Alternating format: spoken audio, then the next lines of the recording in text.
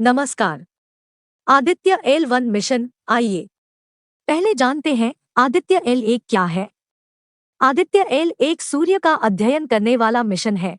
इसके साथ ही इसरो ने इसे पहला अंतरिक्ष आधारित वेधशाला श्रेणी का भारतीय सौर मिशन कहा है। अंतरिक्ष यान को सूर्य पृथ्वी प्रणाली के लैग्रेंजियन बिंदु 1 L1 के चारों ओर एक प्रभामंडल कक्षा में स्थापित करने की योजना है, जो पृथ्वी से लगभग 15 लाख किमी दूर है। दरअसल लैग्रेंजियन बिंदु वे हैं जहां दो वस्तुओं के बीच कार्य करने वाले सभी गुरुत्वाकर्षण बल एक दूसरे को निष्प्रभावी कर देते हैं। इस वजह से L1 बिंदु का उपयोग अंतरिक्ष यान के उड़ने के लिए किया जा सकता है।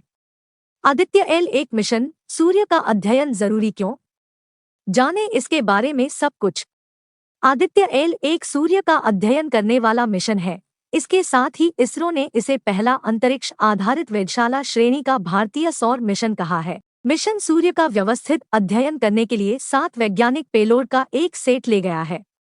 भारतीय अंतरिक्ष अनुसंधान संगठन इसरो ने चांद के दक्षिणी ध्रुव पर चंद्रयान-3 को सफलतापूर्वक उतारकर इतिहास रचा। उत्साह से लबरेज राष्ट्रीय अंतरिक्ष एजेंसी ने आज यानी शनिवार को आदित्य L1 मिशन को लॉन्च किया। इस मिशन का उद्देश्य सूर्य का अध्ययन करना है। चंद्रयान-3 की ऐतिहासिक सफलता के बाद अब दुनिया की नजर आदित्य L1 मिशन पर होगी। आदित्य L1 क्या है?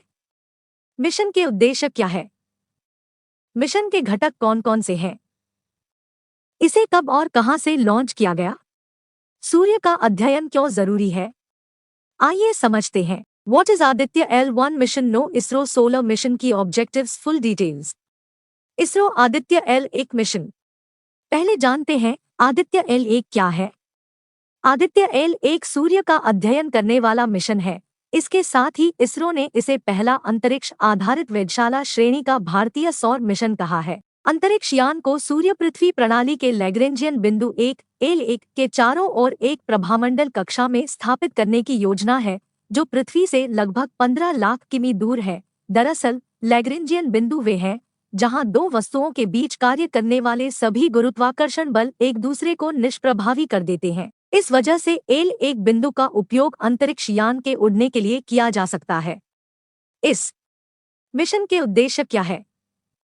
भारत का महत्वाकांक्षी सौर मिशन आदित्य L1 सौर कोरोना, सूर्य के वायुमंडल का सबसे बाहरी भाग की बनावट और इसके तपने की प्रक्रिया, इसके तापमान, सौर विस्फोट और सौर तूफान के कारण और उत्पत्ति, कोरोना और कोरोनल लूप प्लाज्मा की बनावट, वेग और घनत्व, कोरोना के चुंबकीय क्षेत्र की माप, कोरोनल मास इजेक्शन, सूरज में होने वाले सबसे शक्तिशाली विस्फोट जो सीधे पृथ्वी की ओर आते हैं, की उत्पत्ति, विकास और गति, सौर हवाएं और अंतरिक्ष के मौसम को प्रभावित करने वाले कारकों का अध्ययन करेगा। मिशन के घटक कौन कौन से हैं?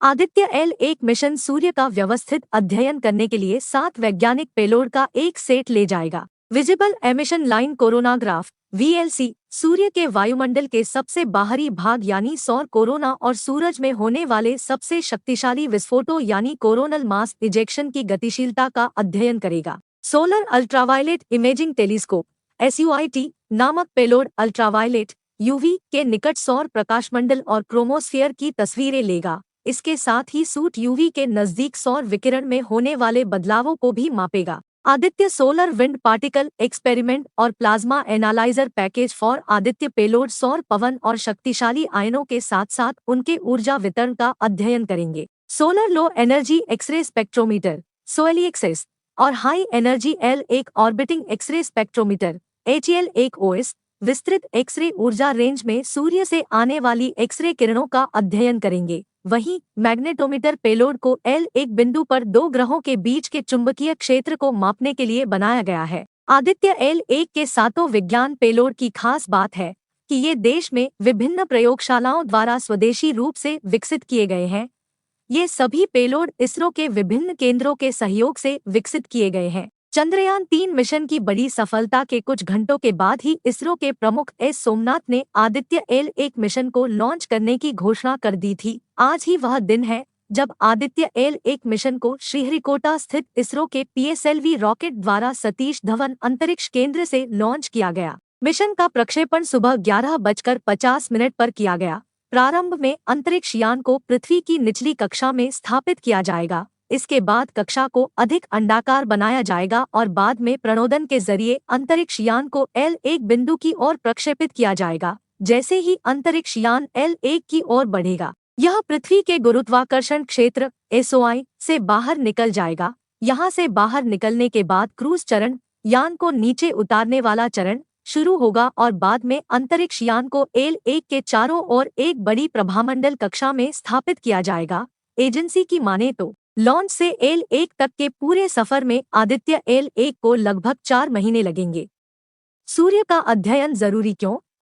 सूर्य निकटतम तारा है और इसलिए अन्य तारों की तुलना में इसका अधिक विस्तार से अध्ययन किया जा सकता है। इसरो के मुताबिक सूर्य का अध्ययन करके हम अपनी आकाशगंगा के तारों के साथ साथ कई अन्य आकाशगंगाओं के तारों के बारे में भी बहुत कुछ जान सकते हैं।